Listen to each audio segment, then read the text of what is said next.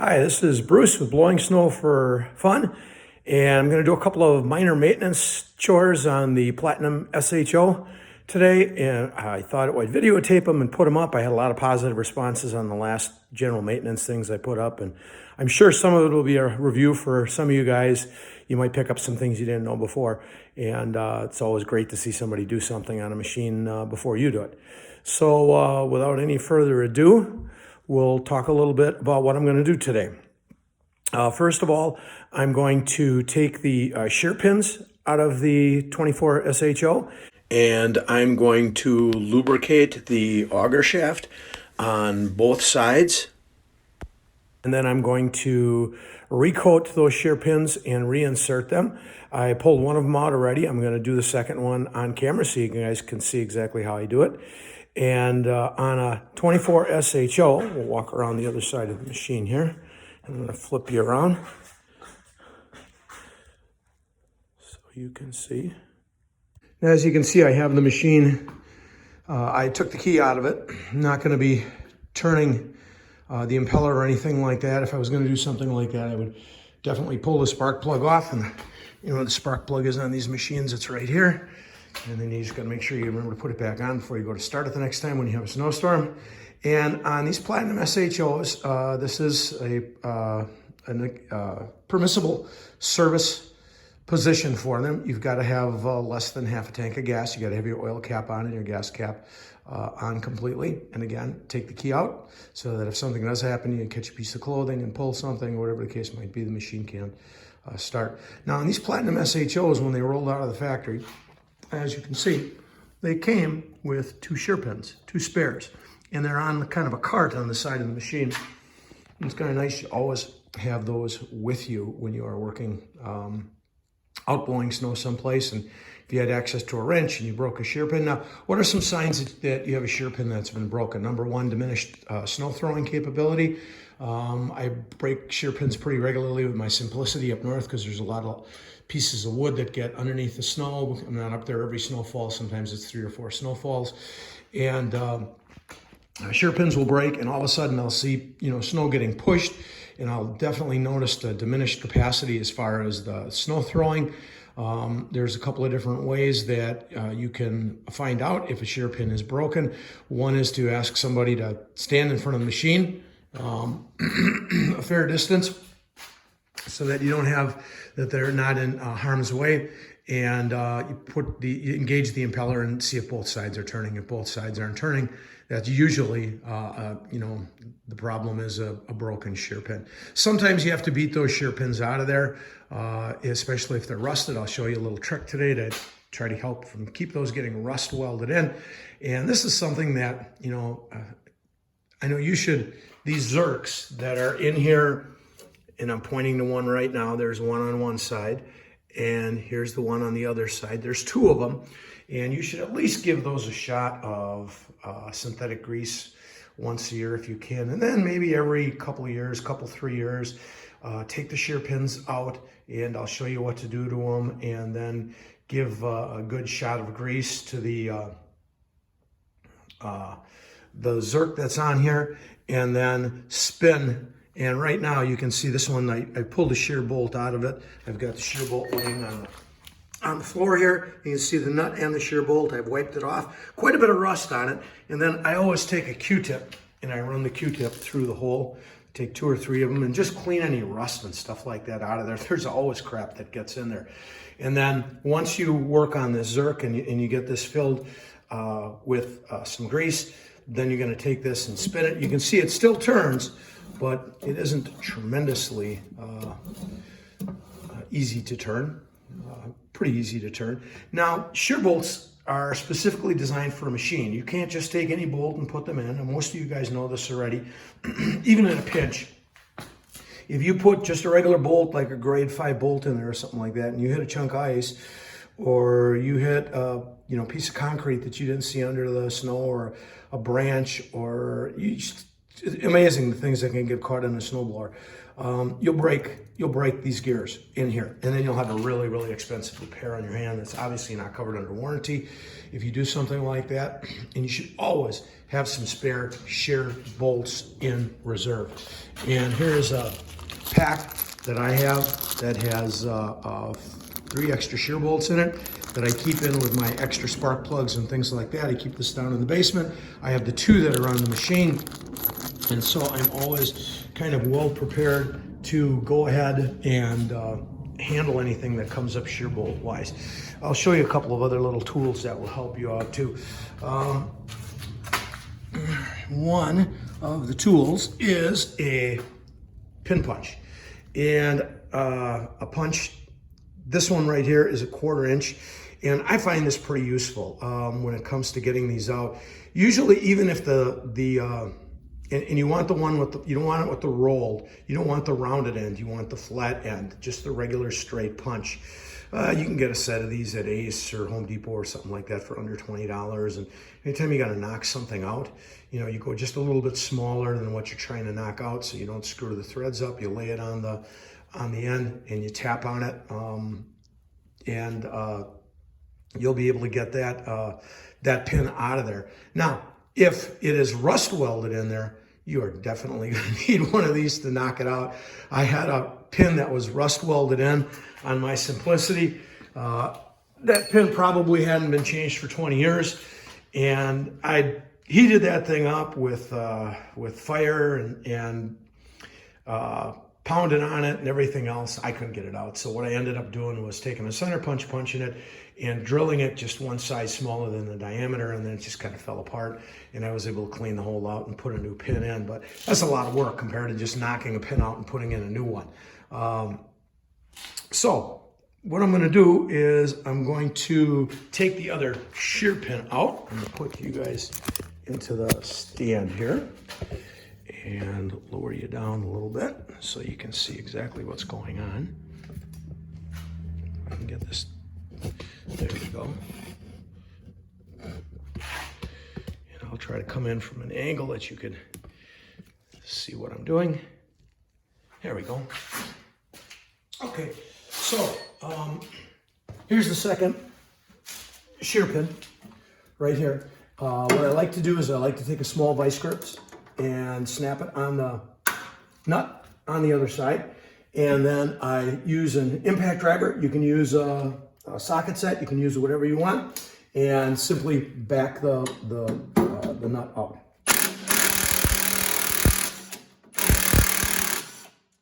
And there we go. Fell off my hand and dropped it on the floor, of course. So I'm going to put that aside, and we will see this one. Oh, there it's going. It's moving a little bit. A little bit. Okay, so what we're going to do is we're going to take our punch. We're going to lay it right directly on the center of this thing. And I prefer to use a rubber mallet, so you just got a little bit of a more gentle when you're knocking it out. And there it goes. Okay. Now, you can see, looking at the shear pin here, I'm going to grab a rag.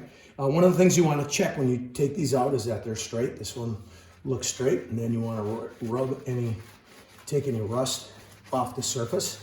And again, these shear pins, this one's got just a little bit of bend on the edge here. Or is it bent in the vice? It's bent just on an angle in the vice grip a little bit. So what you want to do is you want to make sure you have your threads cleaned out well on here, because it's a locking nut so that it doesn't come out during vibration and things like that. And I'll lay this aside and I'll go in the hole right here with the Q-tip. First I'll wipe this little bit of grease off that's on the outside, and we'll just go fishing in there a little bit, and you'll see how much crap and how much rust is in that hole between that shear pin and the outside. And so usually if I take 2 Q-tips and use both sides and just run them around in there and clean them up, I don't get so fussy as I take an anti-greaser or anything like that on it. I don't think I need to be that anal about it, but I do like to clean them out a little bit and get them so that they're all set.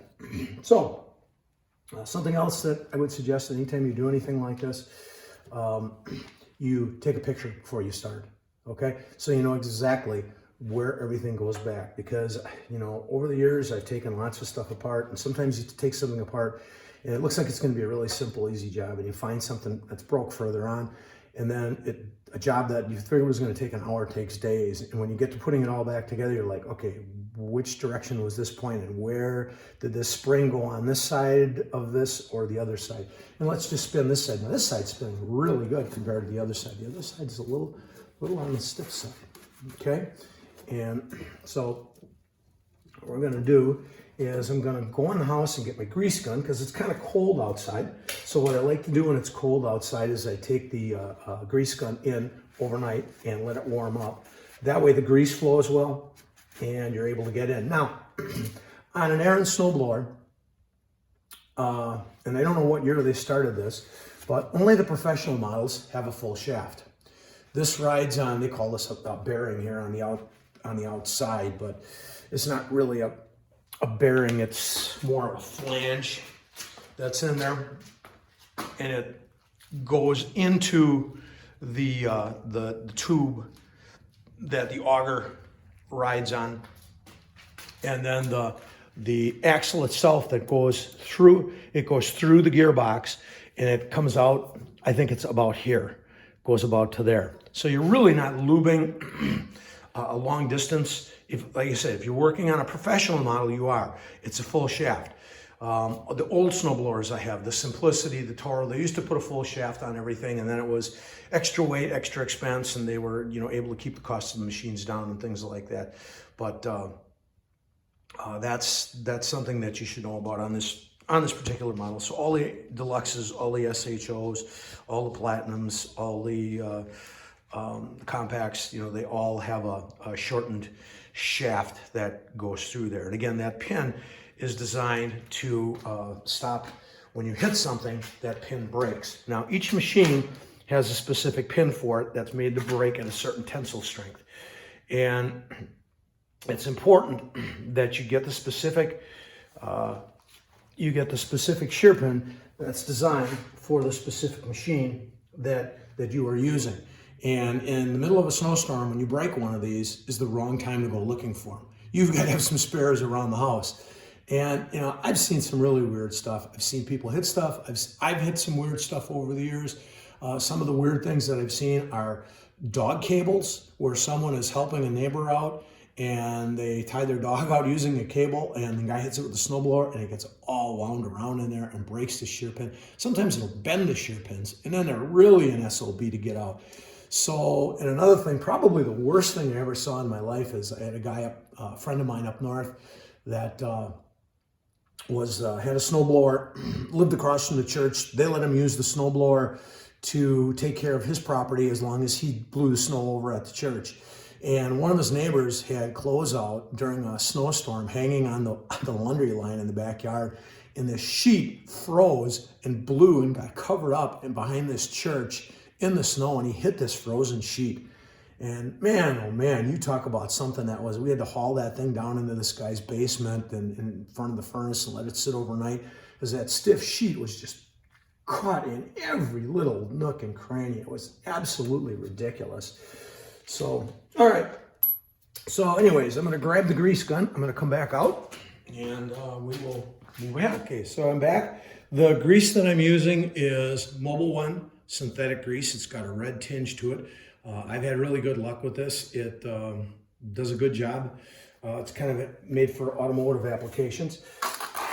And I buy it by the tube from Farm and Fleet. It flows well, and it retains its ability to lubricate down to really, really cold temperatures. All right, so I'm going to snap this onto the Zerk here, and I'm going to give it a couple of squeezes. And you can actually see it moving into the hole there a little bit. I give 3 zips there. Okay.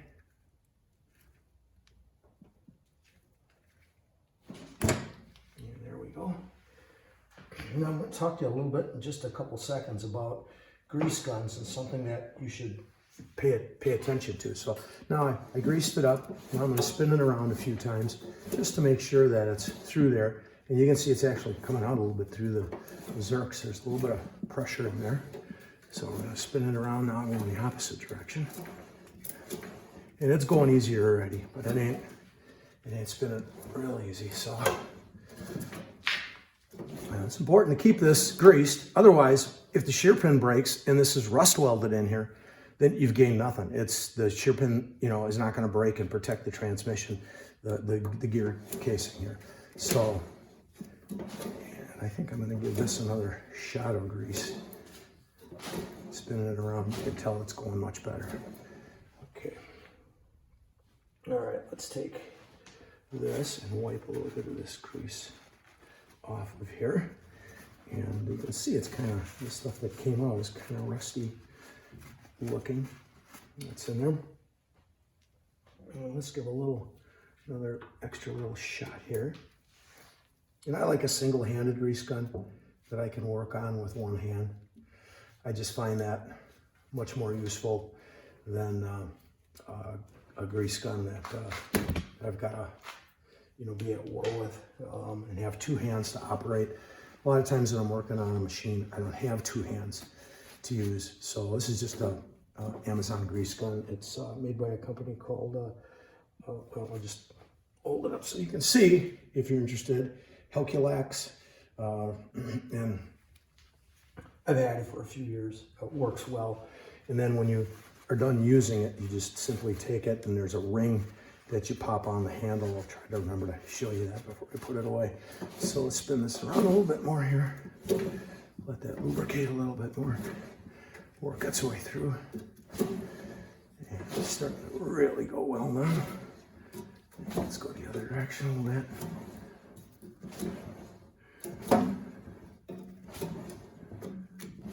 And of course, once the machine is put back together and the shear bolt is in here, this is no longer, you can't do this anymore. So won't work.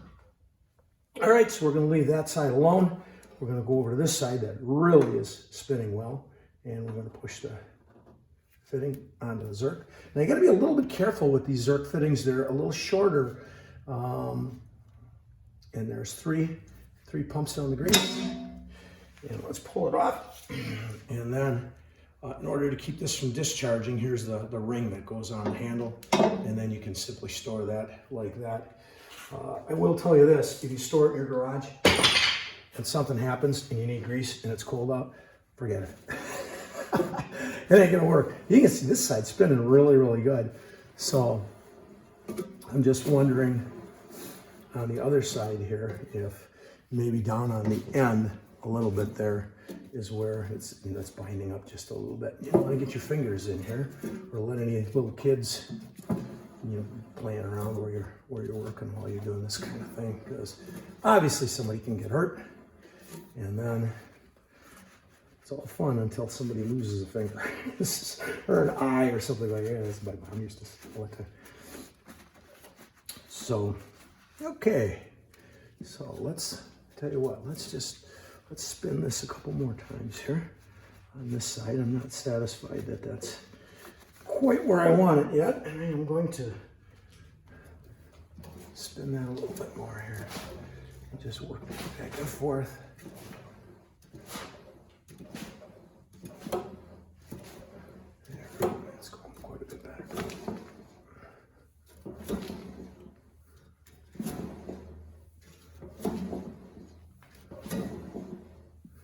I don't know if you noticed, but it's not coming out of the Zerk anymore. So I think it's kind of moving down that shaft a little bit better. There's a little bit that just came out of the Zerk. I'm gonna walk over and get some more paper towel. Okay, so I just wiped things down a little bit. I got another couple of paper towels. Now here's something that I like to do when I do take this apart eventually. Like I said, this is a 2019. And I pulled these out, I think, the first year I had it, and I haven't done anything with it since except hit those Zerks. And like I said, I had problems with one of my machines up north with the getting one of these out that was rust welded in. And so what I like to do when I put these back in is I like to put a little bit of anti-seize compound just on the shaft.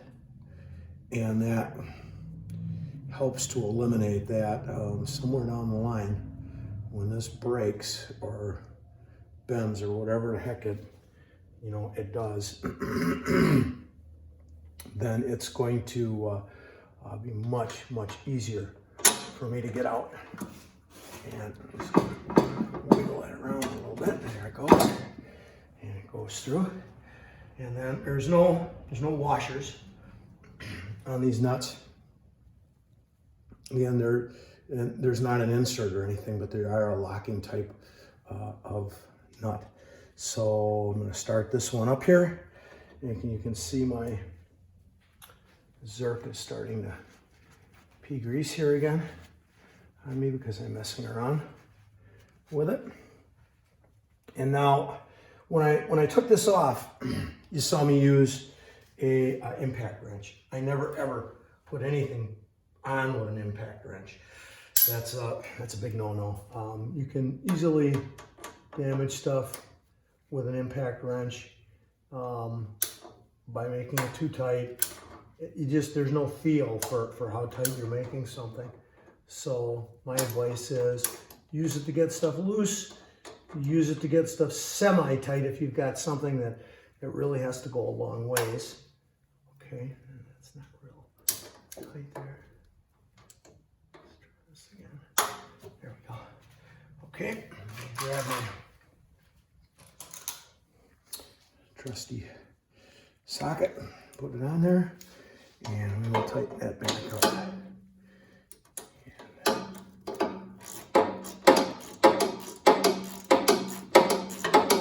Now, the question always comes up, how tight do you make these? And I'll show you what I like to do. Some of them you can only tighten them so far, but these will, on an Ariens, will come up so that it tightens, so it basically won't really move anymore. See, it's tight on both sides. It won't move. So you want just a slight bit of play in there. So you want to get it very snug, and then you want to back it off about half of a turn. Okay? And so now they're moving around in there a little bit. And that is all set. And I wanted to show you this as well. I had a friend that had a machine in Ariens, and he was having some issues. He would go to grease these, and he was breaking these nipples off. I couldn't figure out how he was doing it. And, maybe this is just something that you can pick up along the way. But if you've ever looked at the business end of a grease gun where it goes on, and this is a DeWalt tip right here, it's knurled on the end that goes on the nipple, and it's squared on the end that goes towards the grease gun so that you can tighten it up. But this, you can adjust this, you can turn this, and you can loosen it. The looser you make it, the easier it is to pull off the fitting. Now, if it's too loose, when you go to grease it, it just pops right off. But if it's too tight and you go to pull it off, you can rip these Zerks right out, because obviously this metal isn't real thick. It's not like on an old 80s car where you're working on something and there's Zerk fittings underneath that you're greasing and they go in the metal that's that thick. This metal is not that thick. So if you're having problems getting your grease gun to come off, you just need to adjust this so it's a little bit looser. But again, not so much that it pops off on you. So there's just a little helpful hint that might come in handy for you. Something else that you want to make sure that when you're in this area and you've got the machine up like this, inspect your scraper bar. Now, my scraper bar is in really good condition yet. There's a little bit of rust on it in the off season. I always like to spray my scraper bar any place where there's rust or paint missing with some fluid film, and then I spray the fasteners with fluid film as well. This is also an excellent time that you can take a look at your skid shoes on here. Do you need to flip them over? Do you need to change the angle that they're on? But if you look at my my scraper bar here, they're set, and my auto turn is working really well, and so I'm not going to mess around with those at this time. If If you would like me to do a video on how to set the skid shoes, write it down in the comments, and when I get a chance, I'll do a short video on how to do that. There's a little different procedure for if you're going to be on gravel or if you're going to be on concrete or asphalt. Okay, so we haven't had much snow so far here in Wisconsin. We had just a dusting last night, and about a week ago we had 3 inches of really, really wet snow, and then it rained on top of it, and it compacted down to about ½ inch of slush. I just pushed it off the driveway with the scraper shovel. So still waiting on our first good snow there.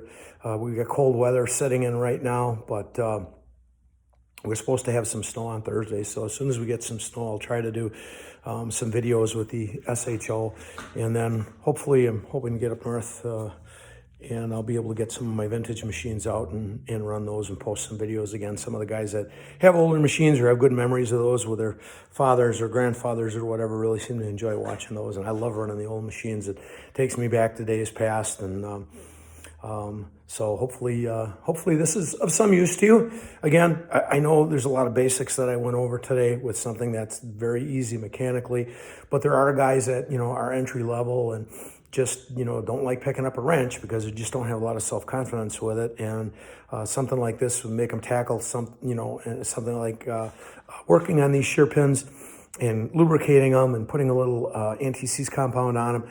And then all of a sudden when they're out in the driveway someday and their snowblower isn't working right, and they discover that, I broke a shear pin, and they're on the machine or they have them in their snowblower kit, then they're ready to go. And in 15 minutes, they're back up and running with their machine. Again, always make sure to take the wire off the spark plug if you're going to really be cranking on anything, but shut off the key and take the key out of the ignition. Again, hopefully you found this useful. I'll try to post more videos as I can. If you have suggestions, something you'd like to see me do, regular maintenance wise on the machine, I would be happy to do that. Just put it down in the comments. Again, this is Bruce with Blowing Snow for Fun, and closing in on Christmas. So I wish all the YouTubers out there a Merry Christmas and a White Christmas, hopefully. Great to talk to you all again.